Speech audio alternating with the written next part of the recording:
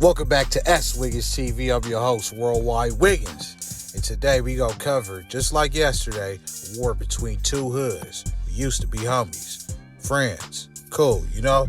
But I'm feeling kind of lazy tonight, man. I think I'm gonna kick back, man. You know, it is the weekend, man. I'm in the mood for some cartoons, man. Yeah. Let me sit back and watch a cartoon, man. But I'm in the mood for a gangster cartoon, man. Let me flip through the channels, man. Let's go to channel 53, man.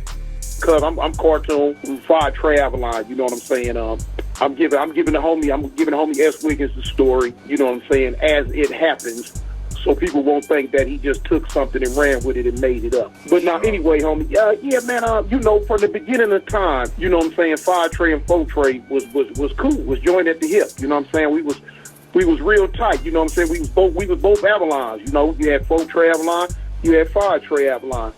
And we was cool. I mean, you know, we went to elementary school with them cats, went to junior high school with them, high school with them, kicked it with them in their park. They used to come kick in our park. We was ride or die. You know what I'm saying? We brother and brother sets. Mm-hmm. Now the thing was, back at that time, now the Fire Broadways, they would come in South Park in our park and kick it too. So, you know, a lot of times, you know, they was there. So in 1979, when the Faux Treys and the Fire Broadways fell out, went to war, you know what I'm saying, it kind of put Fire Trey in a position. Now, which is cold. Now, here it is. We was down with the Faux Treys.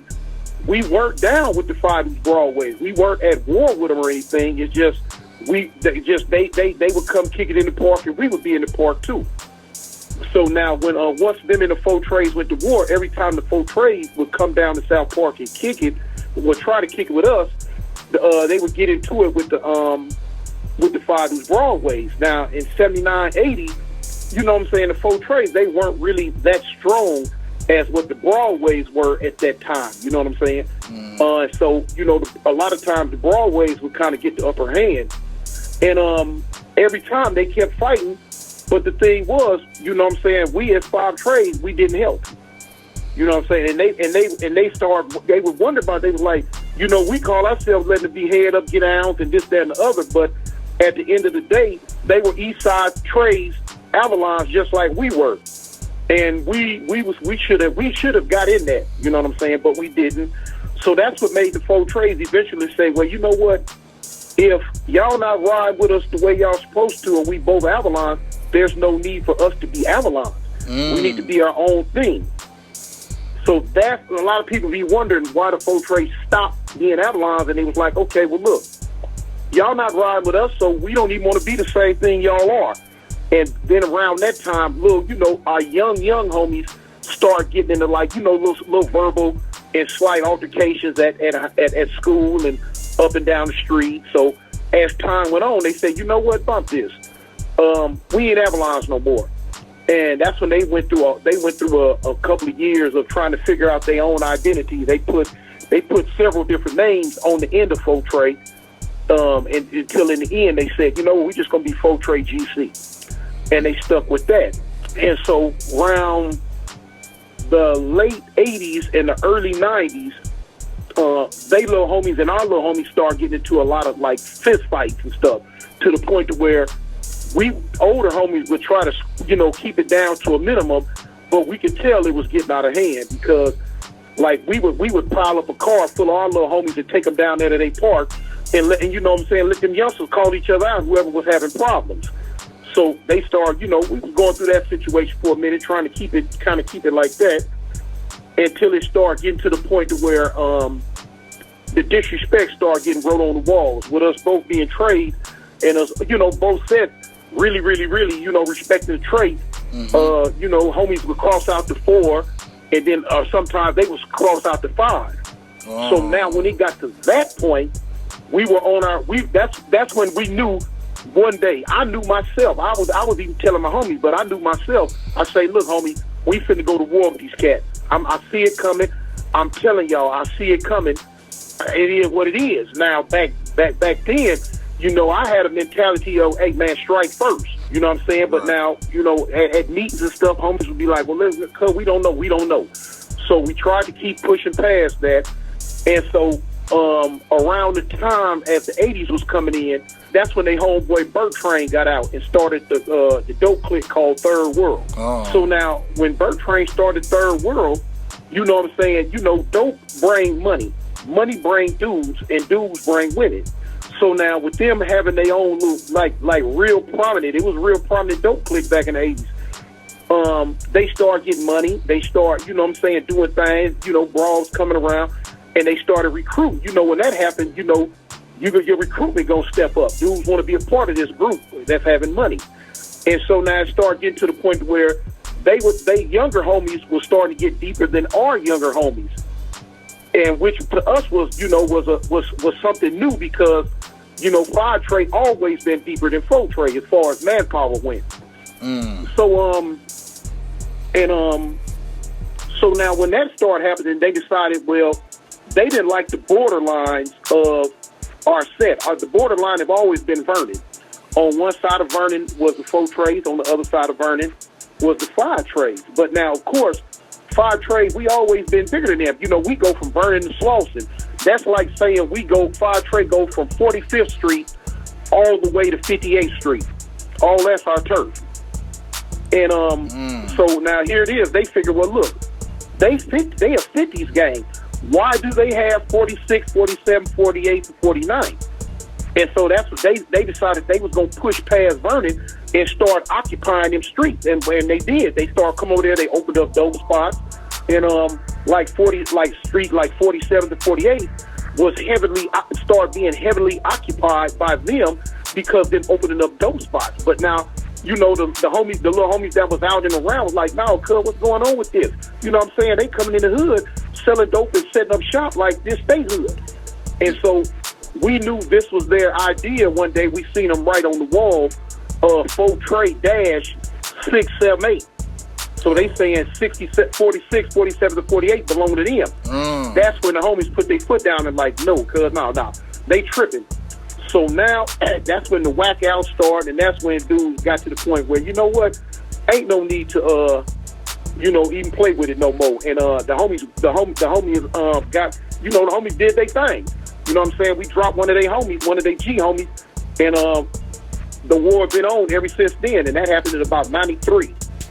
All right. And ever since then, the war had been going back and forth, hot and heavy. I'm talking about real hot and heavy. And they at one time they hated Avalon so bad, which they still do. Is they had like they G homies that was getting out the pen that had been gone for years and years. That was still 4 Trey Avalon. They was getting out the pen, and when they come back to their hood, them youngsters was jumping on them because they didn't want to stop saying they was Avalon. So they literally jumped on their G homies, and they G homies came down there to us and were like, cuz, what's up?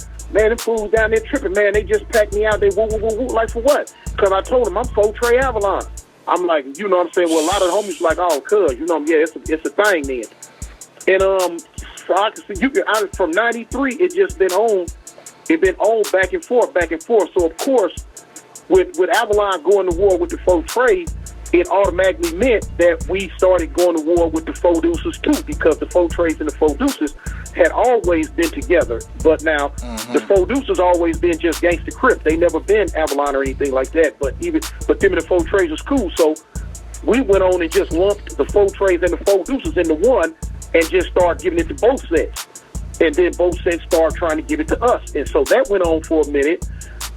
As years went by and the war just kept getting worse and worse, now you had another set come out called 4-8. You had another set try to come out called 4-8 Gangsta Crip. All right, when they first came out, they wanted to be 4-8 Avalon gangsters because a lot of the dudes who started 4-8, they daddies was already from 5 Trey Avalon. And so they wanted to be Avalon, but they wanted to be their own street. They want to be 4-8 Avalon. But the cold part about this is a lot of homies didn't agree on it because where they was trying to set up shop was still in 5 Trey Avalon hood. And the homies like, no, everything here is 5 Trey. All y'all can turn 5 Trey, but they didn't want that. So, you know, words got heated back and forth, and the homies ended up jumping on them. You know what I'm saying? Running them back to their little set, whatever they was at.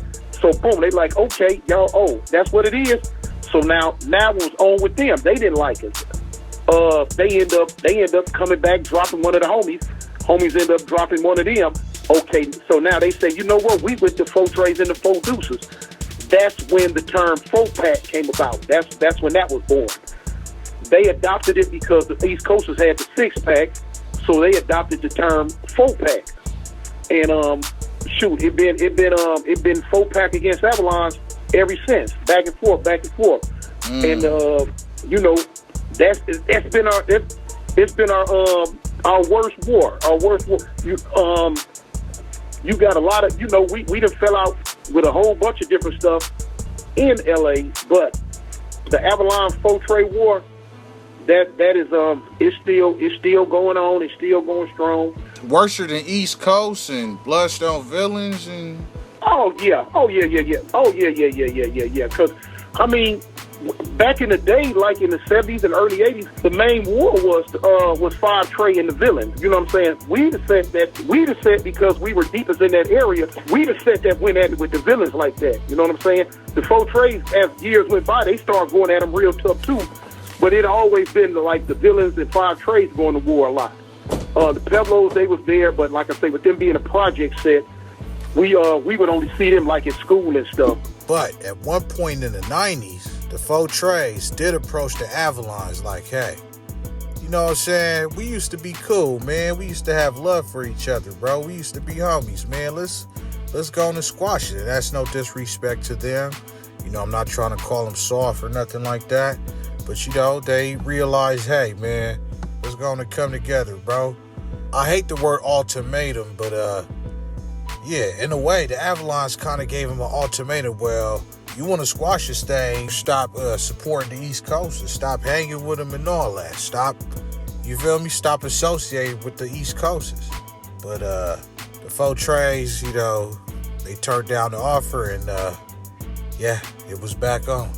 And yeah, man, keep up the good work, man. I'm like I say, I got like about 4 or 5 channels that as soon as I go to YouTube, I go to them and try to see what they talking about that day. And yours is one of them. Oh, that's love right there. Likewise, man. It mean a lot coming from you, man, for sure, bro. For sure, man. Thanks a lot, too, man. Big shouts out to Big Cartoon, man. Cartoon 1 from Eastside Avalon, man.